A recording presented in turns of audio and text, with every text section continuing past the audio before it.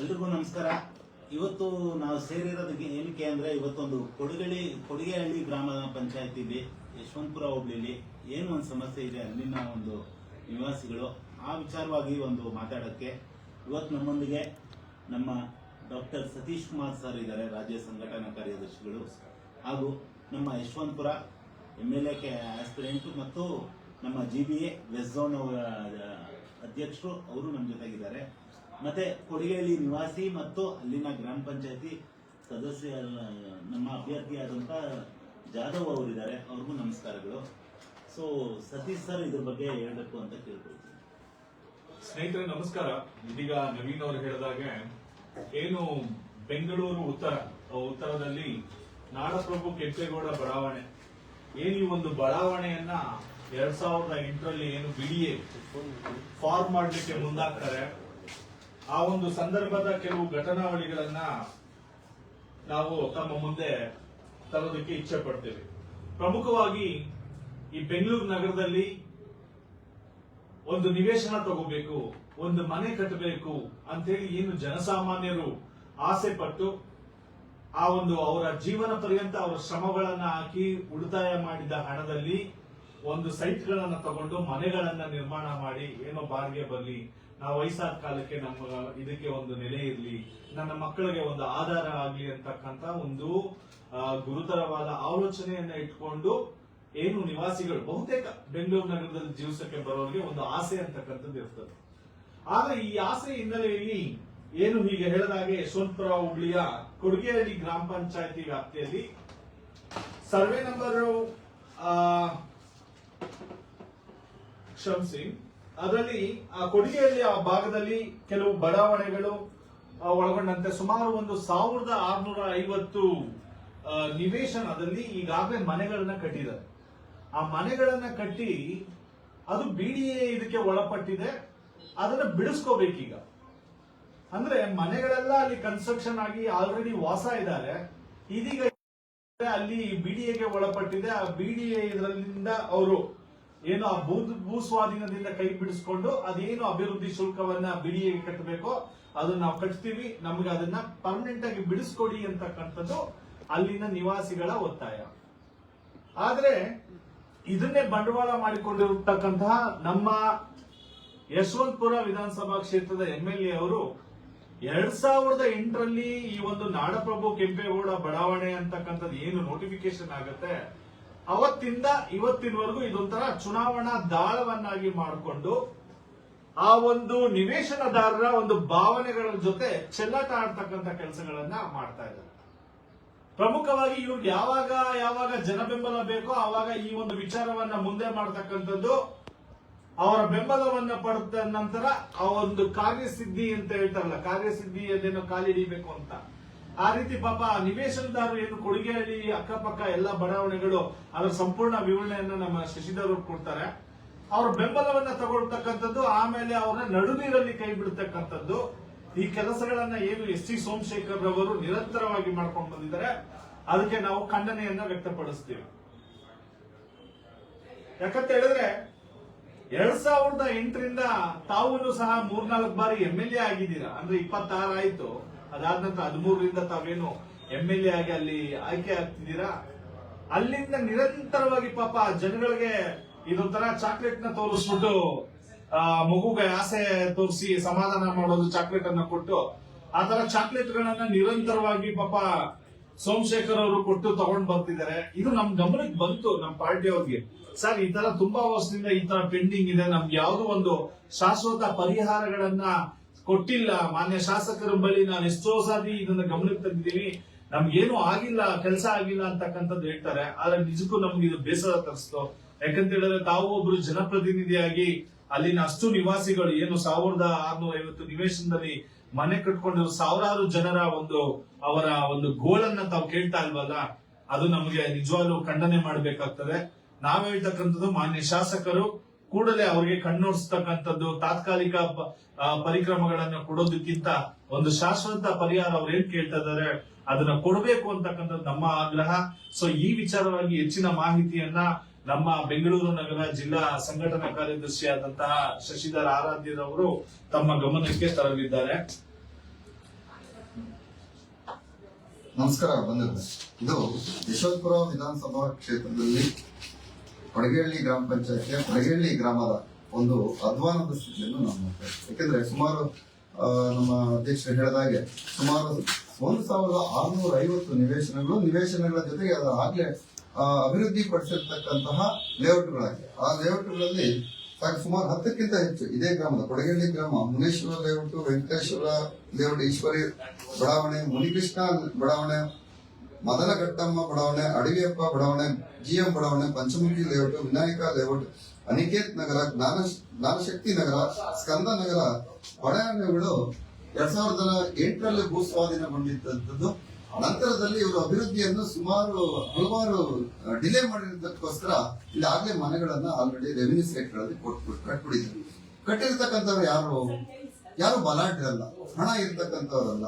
ಸುಂಕದ ಕಟ್ಟೆ ಮತ್ತು ಪಿನ್ಯ ಸೆಕೆಂಡ್ ಸ್ಟೇಜ್ ಗಾರ್ಮೆಂಟ್ಸ್ ಗಳಲ್ಲಿ ಕೆಲಸ ಮಾಡಿರ್ತಕ್ಕಂಥವ್ರು, ಹೆಣ್ಣು ಮಕ್ಕಳು, ಮತ್ತೆ ಆಟೋ ರಿಕ್ಷಾ ಓಡಿಸ್ತಕ್ಕಂಥವ್ರು ಮತ್ತು ಕೂಲಿ ಕಾರ್ಮಿಕರು. ಇದು ಹೆಚ್ಚಾಗಿ ಕೂಲಿ ಕಾರ್ಮಿಕರು ಅಲ್ಲಿ ಒಂದು ಪಕ್ಕದಲ್ಲಿ ಗೊಲ್ರಟ್ಟಿಲಿ ಅಲ್ಲಿ ಇದ್ದಂತಹ ವಾಸ ಇದ್ದಂತಹ ಅಂದಿನ ವ್ಯಕ್ತಿಗಳು ಇಲ್ಲಿ ರೆವಿನ್ಯೂ ಸೆಟ್ ಸಿಕ್ಕುತ್ತೆ, ಕಡಿಮೆ ರೇಟಲ್ಲಿ ಸಿಕ್ತು ಅಂತ ಹೇಳಿ ಅಲ್ಲಿ ತೆಗೆದುಕೊಂಡು ಪರ್ಚೇಸ್ ಮಾಡಿ ಮನೆಗಳನ್ನು ಸಹ ನಿರ್ಮಾಣ ಮಾಡಿರ್ತಾರೆ. ಅವ್ರಿಗೊಂದು 2010 ನಂತರ ಬಿಡಿಎಗೆ ಒಳಪಟ್ಟಿದೆ, ನೀವು ಮನೆಗಳನ್ನ ತೆರವು ಮಾಡಬೇಕು ಅನ್ನೋ ನಿಟ್ಟಿನಲ್ಲಿ ಆಗ್ಲಿಂದನೂ ಇವರಿಗೆ ಒತ್ತಡ ಆಗ್ತಾ ಇದೆ. ಆ ಬಡವರು ಎಲ್ಲೋಗ್ಬೇಕು? ಸರ್ಕಾರ ಯಾವತ್ತೂ ಸಹ ಬಡವರ ಜೊತೆಗಿದೆ ಅಂತ ಹೇಳ್ಕೊಂಡು ಎಲ್ಲಾ ಸರ್ಕಾರಗಳು ಬರ್ತಾವಲ್ಲ. 2008ರಲ್ಲಿ ಇದೇ ಶೋಭಾ ಕರಂದ್ಲಾಜೆಯವರು ಕೇಂದ್ರ ಮಂತ್ರಿಗಳು, ನಮ್ಮ ಬೆಂಗಳೂರು ಉತ್ತರದ MP ಏನಾಗಿದ್ದಾರೆ, ಅವರ ಸರ್ಕಾರದಲ್ಲಿ ಅವರು ಸಹ ಮಂತ್ರಿ ಆಗಿದ್ದಾರೆ. ಅವ್ರ ಸರ್ಕಾರದಲ್ಲಿ ಆಗಿರ್ತಕ್ಕಂಥದ್ದು ಭೂಸ್ವಾಧೀನ. ಈಗ 4 ಬಾರಿ 2013ರಿಂದ 2026ವರೆಗೂ 4 ಬಾರಿ ಶಾಸಕರಾಗಿ ಆಯ್ಕೆ ಆಗಿರ್ತಕ್ಕಂಥ ಎಸ್.ಟಿ. ಸೋಮಶೇಖರ್ ಅವರು ಜನಗಳಿಗೆ ಕಿವಿಗೆ ಹೂ ಇಟ್ಕೊಂಡೇ ಬಂದಿದ್ದಾರೆ. ಮತ್ತೆ ಇದೊಂದು ಚುನಾವಣಾ ಗಿಮಿಕ್, ವೋಟ್ ಬ್ಯಾಂಕ್ ಆಗಿ ಪರಿವರ್ತನೆ ಪಡಿಸ್ತಾ ಇದ್ದಾರೆ.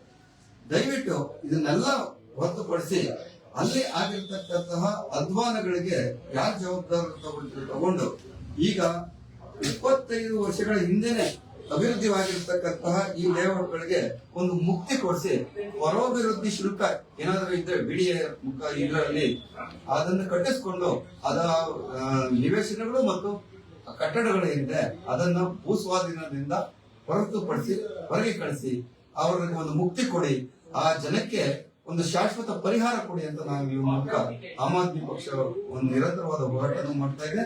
ಮತ್ತು ನಾವು ಸರ್ಕಾರಕ್ಕೆ ಮತ್ತು ಬಿಡಿಎಗೆ ಸಹ ನಾವು ಮನವಿ ಸಹ ಸಲ್ಲಿಸ್ತಾ ಇದ್ದೀವಿ. ಈಗಾಗಲೇ ನಾವು ಸಹ ಆಮ್ ಆದ್ಮಿ ಪಾರ್ಟಿಯಿಂದ ಮನವಿ ಪತ್ರವನ್ನು ಸಲ್ಲಿಸಿದ್ದೇವೆ. ಆ ಮನವಿಗೆ ಯಾವುದೋ ಉತ್ತರ ಸಿಕ್ಕಿಲ್ಲ.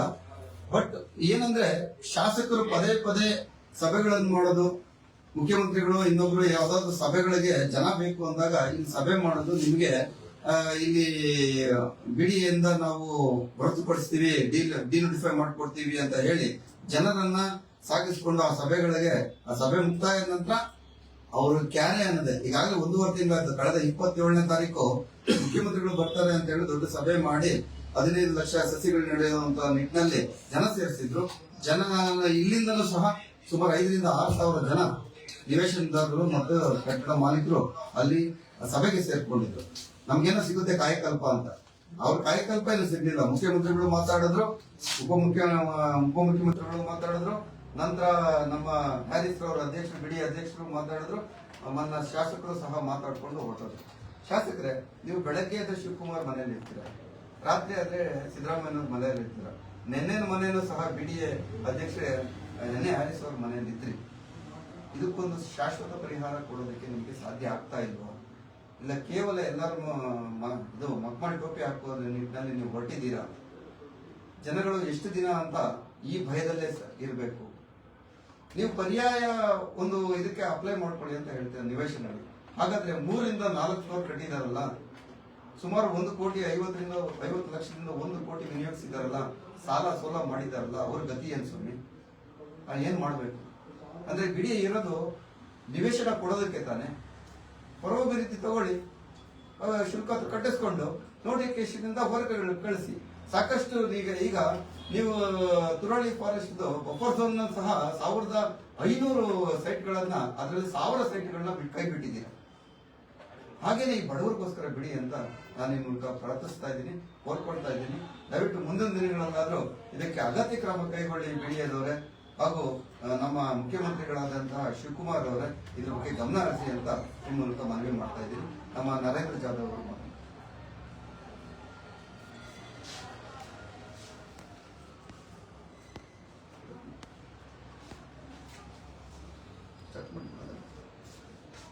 ಇವತ್ತು ಈ ನಮ್ಮ ಪತ್ರಿಕೆ ಘೋಷಣೆಯಲ್ಲಿ ನಮ್ಮ ಶಶಿಧರ್ ಆರಾಧ್ಯ ಅವರು ಮತ್ತೆ ನಮ್ಮ